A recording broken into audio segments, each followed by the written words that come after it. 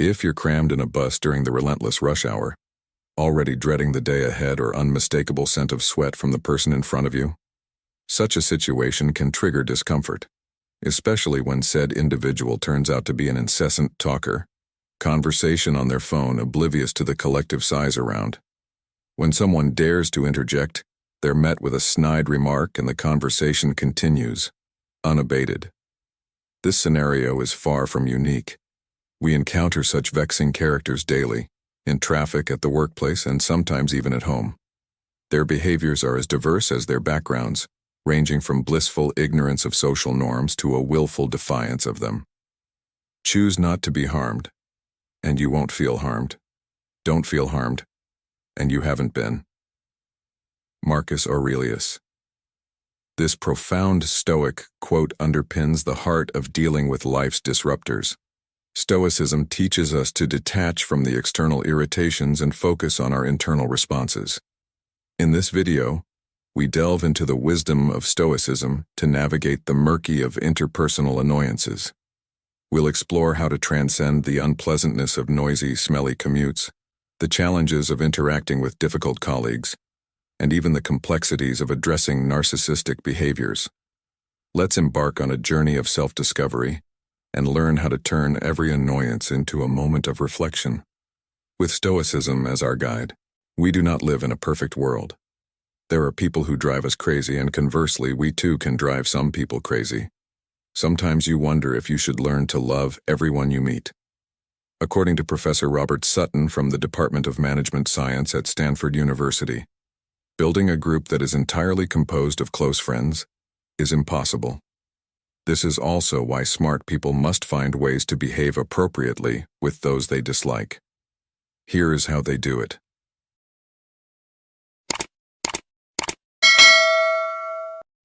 G1. They accept that they cannot love everyone. Sometimes we think that we will love everyone we meet, but encountering people you dislike is inevitable. Smart people always know this. They also understand that conflicts or disagreements arise from differences in values. The person you dislike is not inherently bad. The reason you cannot get along with them is that you have different values, and this difference leads to judgment. Once you accept the fact that not everyone will love you and you cannot love everyone due to differences in values, negative emotions will also disappear. 2. They tolerate or ignore those they dislike. You need people with different viewpoints who are not afraid to argue, says Professor Sutton. They are the ones who prevent the whole group from doing stupid things. It may not be easy, but tolerate them. They are often the ones who challenge us, remind us of new perspectives, and help lead the group to success. Remember, you are not perfect either, and others are also tolerating you. They deal with those they dislike in a civilized manner. No matter how you feel, when you behave politely with them, they will respond in kind. If you are rude to them, they will not hesitate to drop all civility and be rude back. Practicing a diplomatic face is very important. You need to show professionalism and positivity, observes Ben Datner, a psychologist and author of The Blame Game. 3. They reassess their expectations. Having unrealistic expectations of others is not uncommon. We may expect others to act like us or say things that we would say in that situation. However, this is unrealistic. Everyone has deep-seated personality traits that largely determine their reactions, says Alan A. Cavaiola, a psychology professor at Monmouth University, USA. Expecting others to act like you will only lead to more disappointment. If a person always gives you the same feeling in any situation, then adjust your expectations of them. This helps you prepare mentally, and their behavior will not surprise you. Smart people always do this, so they are not always surprised by the actions of those they dislike. They keep their emotions inside and focus on themselves. It is important to learn how to deal with your disappointment when you interact with someone you dislike. Instead of thinking about how annoying that person is, focus on why you react that way. Sometimes what we dislike in others is what we dislike in ourselves. Identify the causes that may complicate your emotions. Then, you can predict, suppress, or even change your reaction. Remember, changing your perception, attitude, and behavior is always easier than asking others to change. Content that is targeted towards men aged 30 to 65 who are learning about Stoicism. For the content I provide, write in more detail. Make it easier for the audience to understand and try to expand on it. 4. The practice of pausing and deep breathing. In the realm of Stoicism, the emphasis is often on self-control and inner peace. Kathleen Bartle, a conflict consultant, highlights a practical technique that aligns well with these Stoic principles, the act of stopping to take a deep breath. This simple yet profound action serves as a mental reset button, allowing you to detach momentarily from the heat of the moment. When you feel overwhelmed or on the brink of a reactive response, pause. Inhale deeply, filling your lungs with air, and then slowly exhale. This process of deep breathing has a physiological effect. It helps to lower your heart rate and blood pressure, bringing about a sense of calm. It's not just about physical relaxation. It's about giving yourself a moment to step back from immediate judgments or emotional reactions. This pause can be the difference between a rash decision and a thoughtful response, enabling you to approach the situation with a more open and rational mindset. A cornerstone of Stoic philosophy. 5. Articulating your needs with clarity and respect. Stoicism teaches the importance of clear and honest communication. When someone's behavior or words make you uncomfortable, it's crucial to express your feelings calmly and directly. This isn't about assigning blame, but rather about conveying your perspective in a way that is both respectful and assertive. For instance, if a colleague frequently interrupts you during meetings, address the issue by clearly stating your feelings and the specific behavior causing them. You might say, "When you interrupt me during meetings, I feel like my contributions are undervalued." This approach is not confrontational, but rather an honest expression of your feelings. It opens the door for the other person to understand your perspective and, perhaps, explain their actions. They might not have realized their behavior's impact on you, or maybe their interruptions were a misguided way of showing enthusiasm for your ideas.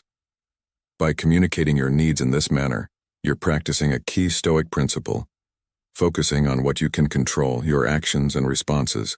6. Creating healthy boundaries. Stoicism isn't about suppressing emotions or avoiding difficult people.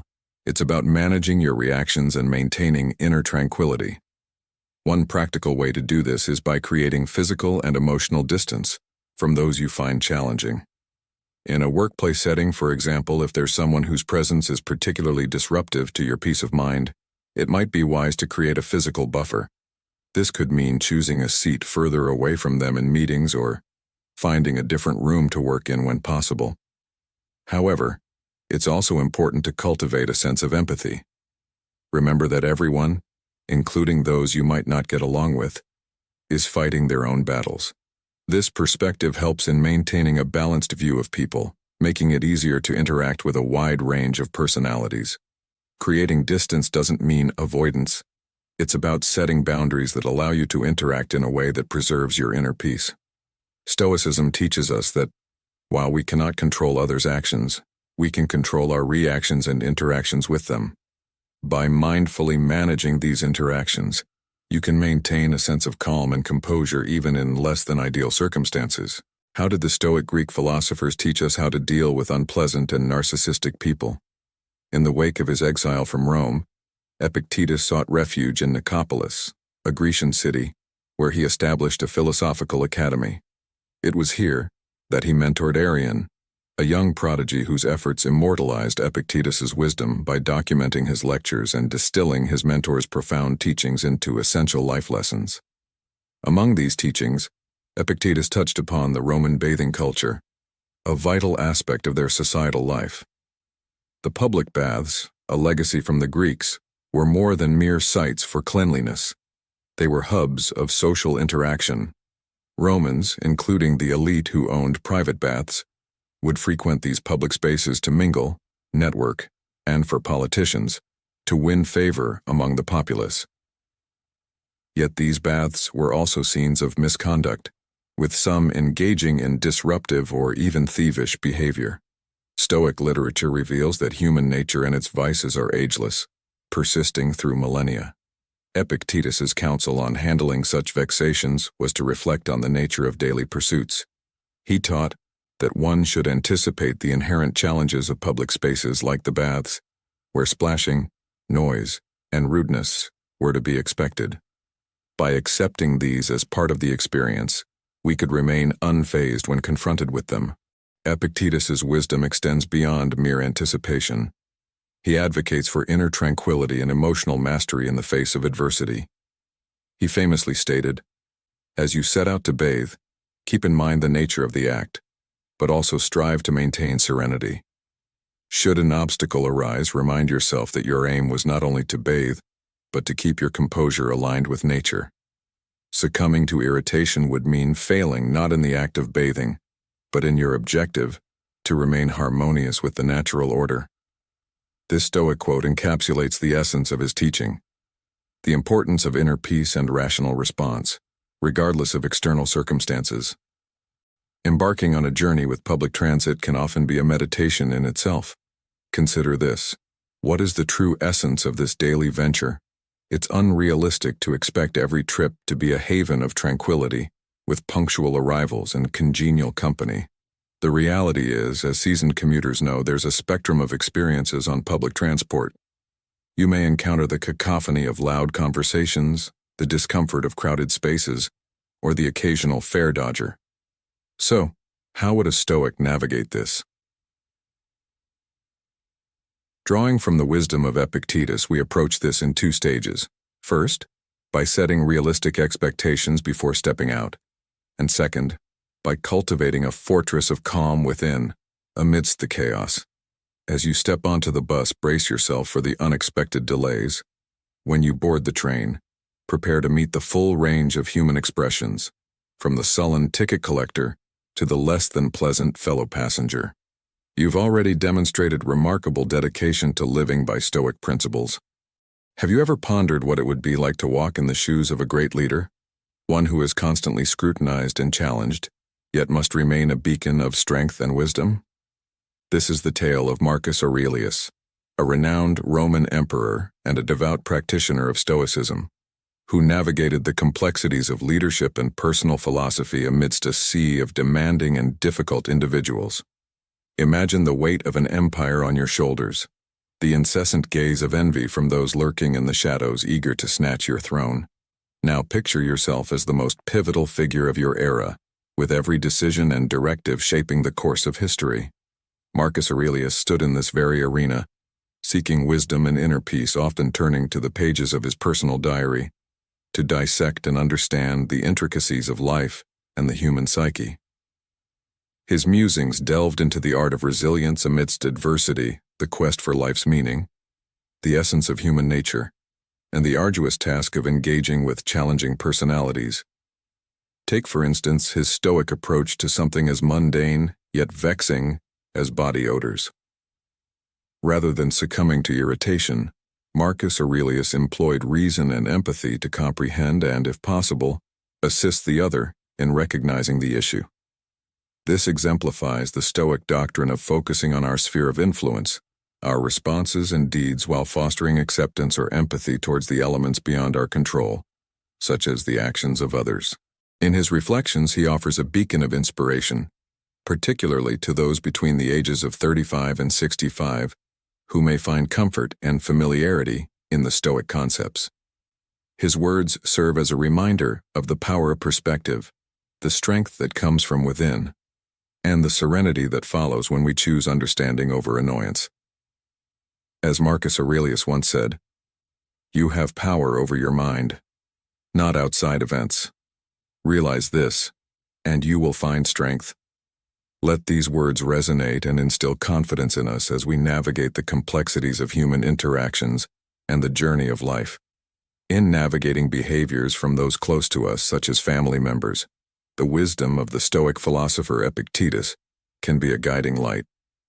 He counsels us to seek a new vantage point, to find the handle by which we can lift the situation, essentially the perspective that empowers us to approach the matter constructively and healthily.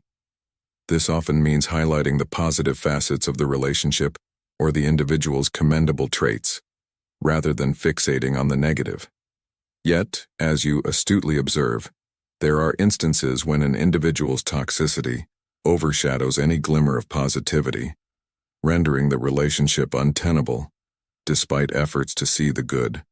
In such scenarios, it becomes imperative to establish firm boundaries or to take a step back to safeguard one's mental peace. The Stoics placed immense value on inner calm and wisdom, acknowledging that sometimes the most prudent course is to shield oneself from harmful influences. They also understood that there are moments when the only sensible and healthy option is to withdraw. The crux lies in recognizing our autonomy in choosing to stay or depart, a decision that should stem from a thoughtful and logical evaluation of the circumstances, not fleeting emotions.